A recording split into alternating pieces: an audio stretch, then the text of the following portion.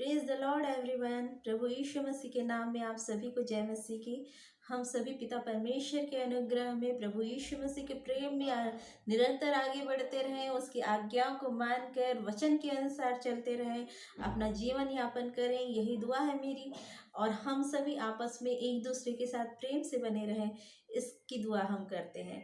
प्रियो, आज का जो मैं वचन आप लोगों के साथ शेयर करने वाली हूँ, उसमें उस वचन को सुनकर आप लोगों के अंदर देखिए, जरूर से आप लोगों के अंदर कुछ ना कुछ टूटेगा, जरूर आपका दिल कहीं ना कहीं टूटेगा, छलनी होगा। अगर आप लोग ध्यान से वचन को सुनते हैं तो ये आप लोगों के साथ जरूर होगा।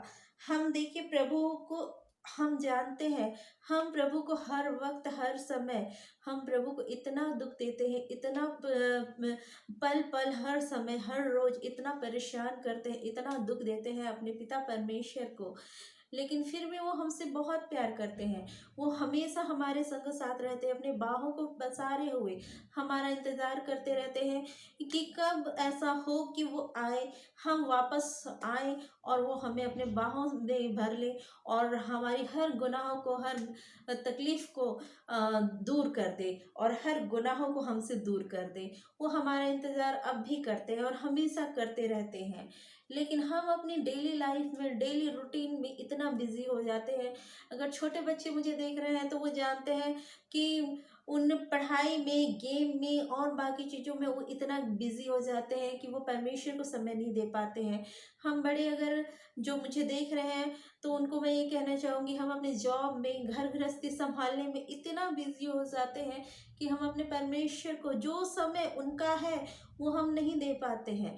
बहुत सारे लोग बोलेंगे हाँ हम प्रार्थना करते हैं, हम बाइबल पढ़ते हैं, लेकिन क्या आप उतना समय दे पाते हैं जितनी ज़रूरत है? जितना देना चाहिए उतना समय दे पाते नहीं, हम उतना समय नहीं दे पाते हैं अपने पिता परमेश्वर को, बाइबल को पढ़ने में नहीं दे पाते हैं, दुआ प्रार्थना करने में उतना समय नहीं दे पाते हैं, जिससे हमारा परमेश्वर दुखी होता है। ये मेरे अपने विचार नहीं है, मैं अपना कुछ सोच के ये नहीं बोल रही हूँ आप लोगों को कि हाँ जरूर परमेश्वर दुखी होते होंगे। ये वचन में लिखा हुआ है, मैं आप लोगों को बताऊंगी वचन में कहाँ लिखा है और मैं उसे पढ़ के भी आप लोगों को सुनाऊंगी। उससे पहले मैं आप लोगों से एक बात पूछना चाहती हूँ, आप सभी अपने पिता का आदर करते हैं? आप सभी अपने पिता को रेस्पेक्ट देते होंगे, अपने फादर को रेस्पेक्ट देते होंगे। वो इसलिए देते हैं कि आप लोगों को डर रहता है, आप लोगों को दुख रहता है कि अगर हम अपने पिता की बात नहीं मानेंगे तो वो हमसे नाराज़ हो जाएंगे, उन्हें दुख होगा। और हम अपने सांसारिक पिता, जो हमारे सांसारिक पिता है, उसे हम कभी कोई दुख ना दें, इसलिए उनका आदर करते हैं। और साथ ही साथ जो लोग वर्क करते हैं, वर्क प्लेस में हैं, वो उनसे मैं कहना चाहूँगी, क्या आपके हेड्स जो होते हैं, क्या आप उनको रेस्पेक्ट देते हैं? क्या उनसे आप डरते हैं? बिल्कुल हाँ, आप डरते हैं उनसे। मैं अपना खुद का अनुभव बताऊंगी। मैं अपने वर्क प्लेस में अगर एक दिन 1 मिनट लेट जाती थी तो 3 लेट का मेरा 1 डे का सैलरी कट हो जाता था। अगर मैं 3 डेज लेट जाती थी, चाहे वो अलग अलग दिन ही क्यों ना हो, तो 1 डे की सैलरी मेरी कट जाती थी। और मेरी 1 डे की सैलरी ना कटे, इसके लिए मैं बहुत ज़्यादा जल्दी और जल्दी करती थी और जल्दी से जल्दी स्कूल पहुंचने की, अपने वर्क प्लेस पे पहुंचने की कोशिश करती थी। तो ये भय होता है हेड्स का, जो हमारे ऊपर अधिकारी बैठे हुए हैं, उनका भय हमारे हृदय में होता है कि अगर हम सही समय पे नहीं जाएंगे, अगर हम सही समय पे स्कूल नहीं जाएंगे तो हमारे जो हेड्स हैं वो हमारी सैलरी काट देंगे, हमको डांटेंगे। इस तरीके का हम डर रहता है, हमें पूरे संसार के लोगों का डर है। संसार पे रहने वाले लोग जो हैं उनका हमें, हमारे दिल में बहुत डर है। हम अगर बच्चे अगर रात को कहीं अपने दोस्तों के साथ जा रहे हैं और वो रिटर्न का टाइम बता रहे हैं कि हम घर में 6 बजे तक पहुंच जाएंगे, लेकिन अगर उन्हें लेट होता है, अगर 7 बज जाता है, तो उनके दिल में डर रहता है। उनके दिल में डर रहता है कि घर जाने पर हमारे पिता हमारे साथ कैसा सलूक करेंगे, हमारे पापा हमें मारेंगे, हमें डांटेंगे, हमसे नाराज हो जाएंगे, हमसे बात नहीं करेंगे, हमसे गुस्सा हो जाएंगे।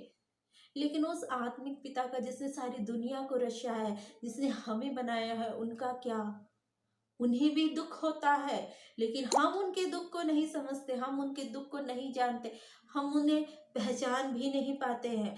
हमें आज की डेट में जो वचन मैं बताने जा रही हूँ वो बहुत सारे लोग जानते होंगे, लेकिन जानते हुए भी उस वचन का पालन वो नहीं कर पाते। मैं आप लोगों को वचन बताती हूँ, मलाकी के पुस्तक से हम पहला अध्याय, मलाकी का पहला अध्याय, उसके 6वें वचन को पढ़ते हैं। पुत्र पिता का और दास स्वामी का आदर करता है। लिखा है पुत्र पिता का और दास जो होता है वो स्वामी का आदर करता है। यदि मैं पिता हूं तो मेरा आदर कहाँ है? परमेश्वर पिता हमसे पूछते हैं। अब सोचिए 2 मिनट, इस वचन को सोचिए 2 मिनट के लिए। अगर मैं पिता हूँ, हम पिता कहते हैं उसे, अगर मैं पिता हूँ तो मेरा आदर कहाँ है? कितना टाइम देते हैं हम बाइबल को, कितना टाइम देते हैं हम प्रार्थना करने के लिए? 2 मिनट के लिए प्रार्थना, ज़्यादा से ज़्यादा 5 मिनट के लिए प्रार्थना।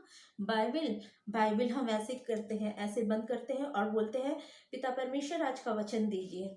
जो वचन निकला उसे पढ़े और भाग गए अपने वर्क प्लेस में। चले गए बच्चे पढ़ने के लिए, चले गए बच्चे खेलने के लिए। ये आदर दे रहे हैं हम अपने पिता को? आगे लिखा हुआ है, और यदि मैं स्वामी हूं तो मेरा भय मानना कहाँ? अगर मैं स्वामी हूं तो मेरा भय मानना कहाँ? क्या भय माना जा रहा है मेरा?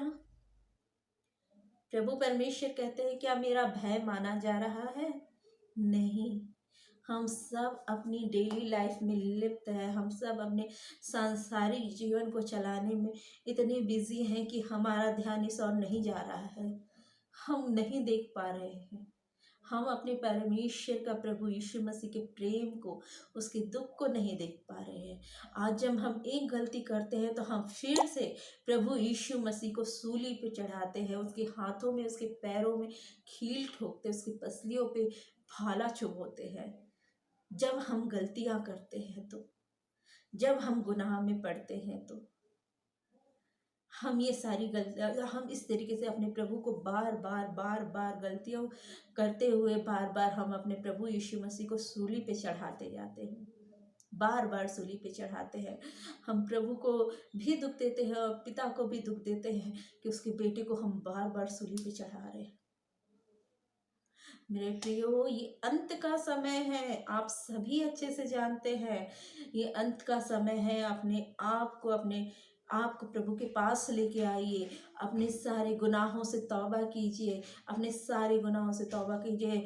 हमारा परमेश्वर वो परमेश्वर है जो हर एक गुनाह को माफ़ करता है, हर एक पाप को क्षमा करता है, वो परमेश्वर है। आप उनके सामने जाइए, घुटने टेकिए, प्रार्थना कीजिए, हर एक गुनाह के लिए माफ़ी मांगिए, गुप्त में जाइए और उससे प्रार्थना कीजिए। सबके सामने मत बोलिए कि आपको शर्म आएगी कि मैंने ये गुनाह किया और सबने सुन लिया। आप जाइए, कमरा बंद कीजिए और प्रार्थना कीजिए और माफ़ी मांगिए परमेश्वर पिता से कि वो आपके गुनाहों के लिए क्षमा करे। और देखिए वचन कहता है पुरानी बातों को छोड़ दो, देख मैं तुम्हारे लिए सब कुछ नया करता हूँ। ये वचन कहता है कि देख मैं तेरे लिए सब कुछ नया करता हूँ। जब पिता परमेश्वर का वचन ये कहता है, जब पिता परमेश्वर स्वयं ये कहते हैं कि मैं तेरे लिए सब कुछ नया करूँगा, तो फिर हमको डर किस बात का? हम क्यों डरें, हम क्यों घबराएं? हमें प्रभु के राह पे चलना है। कोई हमारे गुनाह को कम नहीं कर सकता, क्षमा नहीं कर सकता। केवल अधिकार केवल प्रभु के पास है। प्रभु यीशु मसीह को इस धरती पे गुनाह क्षमा करने के अधिकार है।